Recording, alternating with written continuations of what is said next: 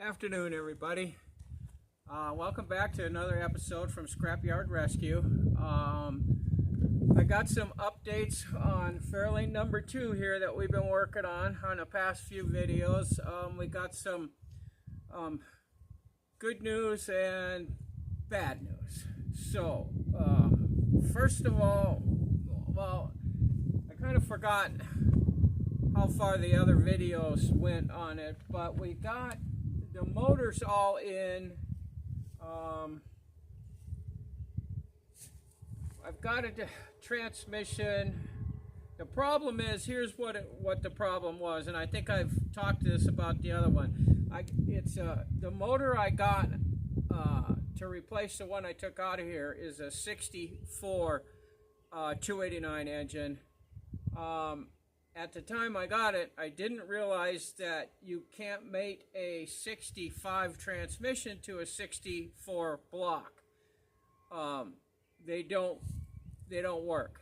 So that kind of threw me off into a real tizzy. I started looking around to see if I could find a bell housing that fit the engine, and I could put it on my 65 transmission that I got sitting around here. Well, one company told me that they had one. They wanted $495 for it plus shipping. But then actually I started doing some more research and found out that those assholes were lying to me. They were going to sell me a $500 bell housing that I couldn't use. You can't, they don't work. The holes are different in them. You can't take a different bell house, a 5-bolt bell housing, and bolt it to a 6-bolt transmission. It doesn't work. That's bullshit. So I contacted the guy that I got the engine from, and he goes, well, I still got the transmission from that engine. He goes, I'll sell it to you. I'm like, great. He goes, $200 and you can have the transmission. I said, okay, got it, I'll take it. Then I started thinking about it, that I thought, okay, I'm sticking a whole crap load of money into this. The engine rebuild on it so far set me back about, I don't know, $600 on it, I think, somewhere around there. So then the transmission's going to be $200 for it. So I'm looking at $800. I've got the original engine out of this car sitting at a machine shop. It's about, well, last time I talked to him, it was probably 75% rebuilt. The main thing they had to do was get the valves or the heads done. So I thought, okay, I kind of screwed up. My whole thought process on this thing got all jumbled up. I don't know what I was thinking, why I bothered to get another engine. I should have just took the $800 I got now in this engine and transmission, gave it to the guy at the machine shop to get my other engine frickin' finished, so I could just put it back in this car, put the transmission back in, and I would have been done. I wouldn't have had to deal with all this crap. But I didn't do that, you know. I thought, oh great, I'll have a whole brand new engine I can put into the car that's right behind the camera, and because that one is the original engine in the car, but it needs work. The heads need to be rebuilt on it and stuff. So I thought, well, I'll take my brand new engine, put it in there. I'll have a brand new engine, put it in here. I'll rebuild that engine when I take it out. I'll have a spare. In case something happens to either one of them, I got a brand new engine sitting there. Well, that was kind of dumb thinking, because that's like $1,500 just sitting, you know, in the shed with like nothing that I probably won't use, you know. So I thought about selling all this stuff, or selling the engine, take the money, pay the machine shop, but I don't know. So anyway, I get the transmission. I get underneath there, and you can see the car. It's still sitting up on the jack stands. Oh, I got a lot of comments and people off of the forums on Facebook and stuff giving me hell because I had the cement blocks turned the wrong way. So I changed it. I fixed it. So, anyways, I go to put the transmission in. I spend a day cleaning it up so it's all nice and clean, ready to go. I get under there. I'm doing this by myself. Don't have any help. Struggling away. Finally get the thing up in there and get it almost in. And I'm realizing it won't go the extra half inch it needs to go. So I'm like, crap. Now what?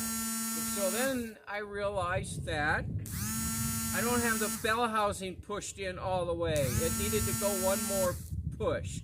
So I figured that out, got it clunked in, pushed the transmission right up, bolted right up. Everything was just fine. So I needed to crank the motor over so I could finish bolting the bell housing to the flywheel. So I get out, put the bar on the motor, go to turn it, locked up. Nothing will turn. Can't turn shit on it. So I'm like, now what's going on? So I'm pissed. So I call the guy up and buy the transmission from him. I'm like, okay, nothing's turning. It's all locked in here, and it won't work. So the guy says, oh, well, when the bell housing wasn't in right, and you were trying to tighten the engine up, you broke the gears in the front pump. He says, and that'll lock it up. He goes, you're going to have to pull it apart and do all that stuff. So I drag it back out from under the car. I can't tell if the gears are broke. I'm not a transmission guy. So I call the guy up. I said, I don't know what's going on. He says, I'm coming over. So he drove an hour and a half from his house, got over here, started tearing the transmission apart. He pulls the pump out, takes the back off, looks at the gears. They're perfectly good. He goes, oh, they're not broken. He goes, whoa. He goes, I guess the transmission needs to be rebuilt. I'm thinking, wow, thanks a lot. You sold me a $200 fucking boat anchor. So anyways, he goes, get a kit, rebuild it, all that stuff. I'll rebuild it for you and everything. He goes, and we'll get it in there. And I'm like, well, okay, what am I going to do now? I'm at the point where I got all this money and this stuff. I got to just keep going now. And so I ordered a kit. Wasn't too bad. $105 for the basic kit. Didn't come with the bands, and he told me to get the bands because if you're tearing it apart, replace the bands. The bands were almost another $200. $50 for one and 80, almost $90 for the other one. I'm like, well, whatever, I gotta have them.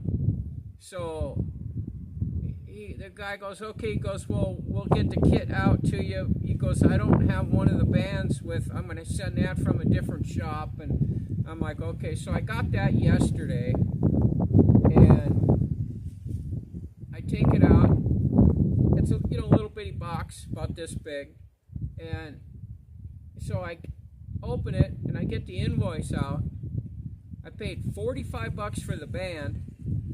They charged me $32 to ship it from Fresno, California, which I'm about an hour's drive from the California border in Klamath Falls, Oregon. It's $32 to send this little bitty box up from California. So now I'm scared to see how much they charged me shipping to get the other kit. So it's like, so there's going to be $100 in shipping now to get it. So, but anyways, like I said, what am I going to do? I can't go backwards. I got to keep going forward. It's just going to drain my wallet even more.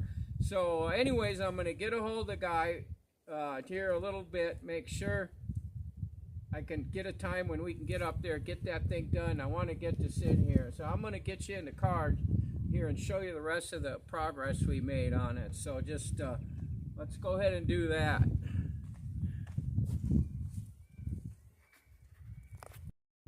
Alright, here's what we got. Well, you already know that the engine's in. So yesterday, I I got everything all hooked up under here. The only thing I don't have right now is the cable that goes from the solenoid down. It's going to go to the starter. I tried to buy one of them in town yesterday. Yeah, they didn't have one. I did get the radiator installed. So there's your radiator. Nice aluminum one. Got this from Eckler's. It fits right in. Got the hoses on. I got to get some clamps. I don't have any of them. The other thing is over there you can see the brake master cylinder and the brake line. So I've got the brakes are 100% done. They're all, everything's hooked up. I had my wife come out and we bled the brakes the other day. Everything's good. So I've been fiddling around just doing stuff, waiting for that transmission stuff. So I started working on the front end of the car, which I haven't done anything to because I knew it was going to get, you know, dirty and messed up and stuff. So I started sanding it down. I wanted to get some primer on it and stuff. What I'm going to do with this is you can see that I've been painting it. What I've been doing is it's Rust-Oleum rattle cannon I've been working on, and I did a pretty good job on the other car doing it. So first I thought I would do this, so then I decided, you know, I think I'll try shooting it with a gun. You know, I've never done that before, so I thought, well, what the hell, you know, I'm going to use Rust-Oleum paint. I've been following the thing, you know, to see what I could do. Well, this morning I came out and I bought some Rust-Oleum primer yesterday, and I shot this fender with it. I wanted to get it primed and, you know, get it all smoothed out and just kind of start getting everything ready so when I get all the rest of the stuff done I can get it painted. Well, I don't know what it was with the paint. I don't know if it had sat on the shelf so long that it was you know, that I maybe needed to mix it longer, you know, spend 10 minutes shaking it up or something. What it did is it dribbled onto the thing like I was spraying water on it. I've been worked for another, after it dried, I spent 2 freaking hours out here sanding and sanding and sanding and sanding. I don't know if you're going to be able to see this, but you can still see I still got to do some more sanding to get the runs out of it. It just the paint ran off the thing like I said, like it was water. I just couldn't believe it. Just ran right down the fender. So I had to do that over. So anyways, that's pretty much what we're doing. I got, I guess I already showed the inside.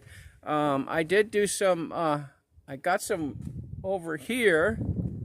Oh, there's the tranny in all its glory there. I'm going to call that guy this afternoon and see when I can get it up there and get that in. I want to get this thing in and get the freaking motor started. See how it's going to run is what I want. It's getting pretty close to drivable. But I did this yesterday. There's the tranny out of the other car, the car that wasn't there. Oh.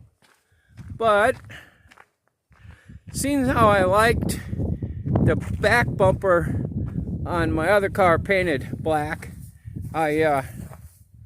this is the front bumper that's going on to the Fairlane number 2. So I decided I'm going to paint the bumpers black because I like the black bumpers. So that'll look cool. Thing is, I don't have a rear bumper.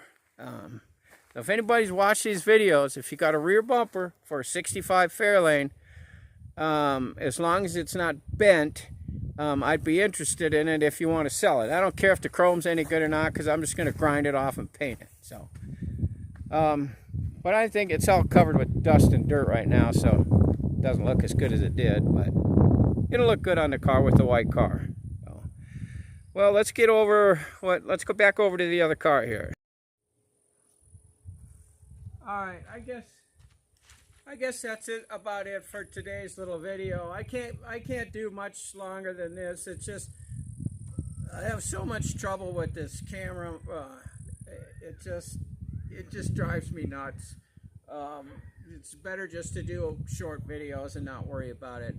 But anyways, that's where the progress is going. Hopefully in the next couple days I'll have that transmission rebuilt and get it back underneath there.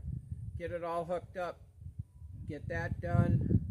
I've got part of the exhaust that I cut off the other motor that I'm going to put on here. It's just a Y pipe and a short piece of tailpipe. I'm going to put that on just so I can run the motor and it's not roaring out of the exhaust manifold. So I'm going to do that, get that done.